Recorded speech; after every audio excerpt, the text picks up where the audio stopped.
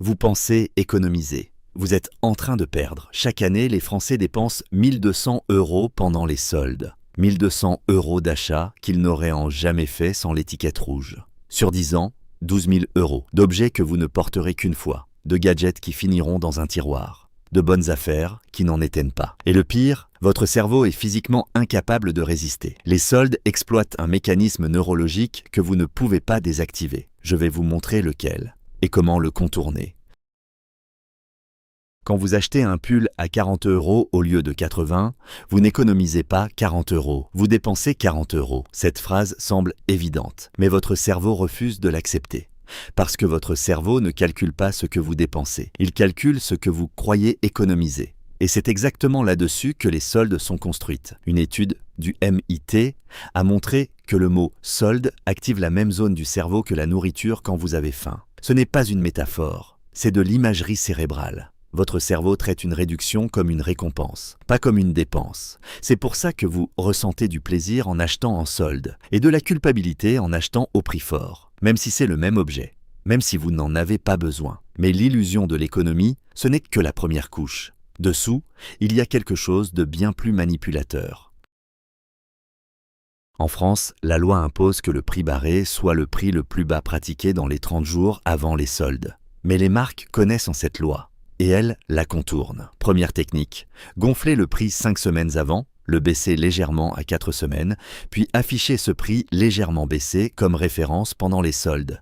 Légal, mais trompeur. Deuxième technique, fabriquer des produits spécifiquement pour les soldes. Des vêtements avec des tissus moins chers, des finitions plus rapides, des coupes simplifiées. Ils n'ont jamais été vendus au prix fort, parce qu'ils n'ont jamais été conçus pour être vendus au prix fort. Vous pensez acheter un produit à 80 € soldé à 40. En réalité, vous achetez un produit qui vaut 25 €, vendu 40. Et vous remerciez la marque pour la réduction. Mais ce n'est toujours pas le mécanisme le plus puissant. Le vrai moteur des soldes est invisible. Et il est en vous. Premier piège, l'ancrage. Quand vous voyez 120 € barré et 59 € en dessous, votre cerveau s'ancre sur 120, même si le produit ne les vaut pas, même si vous ne l'auriez jamais acheté à 120. Le 59 semble raisonnable, uniquement parce que le 120 existe.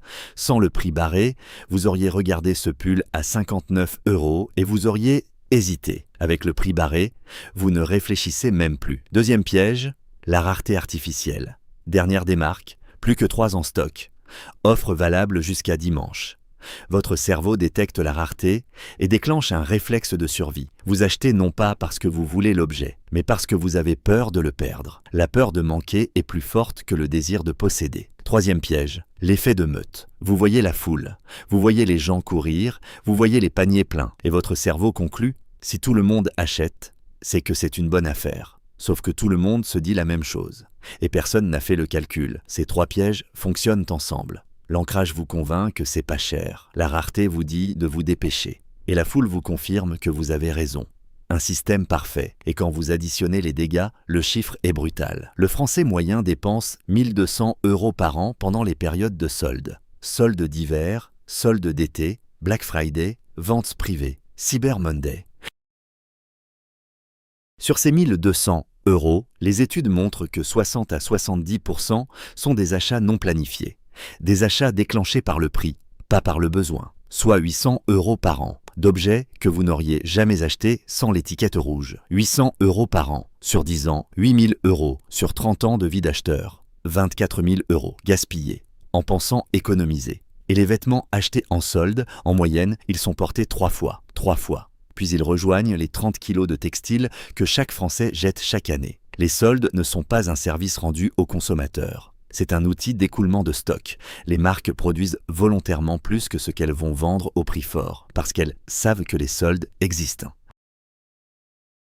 24 000 €, c'est le prix de vos soldes sur une vie. Mais ce n'est pas le vrai coût, parce que cet argent aurait pu travailler pour vous.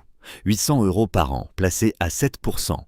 Au bout de 10 ans, 11 500 €. Au bout de 20 ans, 35 000 €. Au bout de 30 ans, 80 000 €. 80 000 €, avec l'argent des pulls que vous ne portez plus, des gadgets qui dorment dans un tiroir, des bonnes affaires qui ne les témentaient pas. La différence entre dépenser et investir, c'est que l'un vous appauvrit chaque année, et l'autre vous enrichit avec exactement la même somme.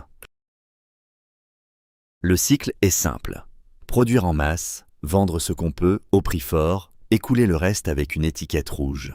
Et recommencer, les soldes ne sont pas une exception dans le calendrier commercial. Elles sont intégrées dans le business plan dès le premier jour. Et le Black Friday, importé des États-Unis en 2013, il génère à lui seul 6 milliards d'euros de chiffre d'affaires en France. Un jour, 6 milliards, les 3/4 en achats impulsifs. Vous n'êtes pas le bénéficiaire des soldes. Vous êtes le mécanisme par lequel les marques transforment leurs invendus en profit. Mais il y a un moyen de casser ce système. Voici 4 règles. Pas pour ne plus acheter en solde, mais pour ne plus acheter par réflexe. Règle 1. La question de l'absence. Avant d'acheter, demandez-vous: est-ce ce que j'aurais acheté cet objet au prix fort? Si la réponse est non, vous n'achetez pas le produit. Vous achetez la réduction. Et la réduction ne se porte pas. Règle 2. La liste fermée. Avant chaque période de solde, écrivez les 3 objets dont vous avez réellement besoin. Pas envie, besoin. Si l'objet n'est pas sur la liste, il ne rentre pas dans le panier. 3 objets, pas 4, pas 5. 3.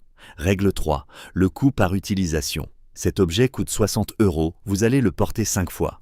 Coût par utilisation, 12 €. Ce t-shirt basique coûte 15 €, vous allez le porter 100 fois. Coût par utilisation, 15 centimes. Le moins cher n'est pas celui que vous croyez. Règle 4. Quittez le magasin les mains vides, prenez des photos de ce qui vous intéresse. Rentrez chez vous, attendez 48 heures. Si vous y pensez encore, retournez l'acheter. 80% du temps, vous n'y retournerez pas, parce que l'envie était fabriquée par le contexte, pas par le besoin. Les soldes existent depuis plus de 100 ans. Elles fonctionnent parce qu'elles exploitent un des failles dans votre cerveau. L'ancrage, la rareté, la foule.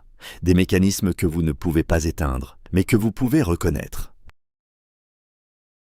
Certaines personnes ont fait le calcul et ont arrêté. Une femme de 32 ans a décidé de ne plus acheter pendant les soldes pendant un an. Résultat, 1 400 € économisés. Elle n'a manqué de rien. Elle a juste arrêté d'acheter des choses qu'elle n'aurait jamais achetées au prix fort. Un couple a remplacé les soldes par une règle simple. Si l'objet ne figure pas sur une liste écrite la veille, il n'entre pas dans la maison. Économie, 900 € la première année. Un étudiant a calculé le coût par utilisation de chacun de ses achats soldés.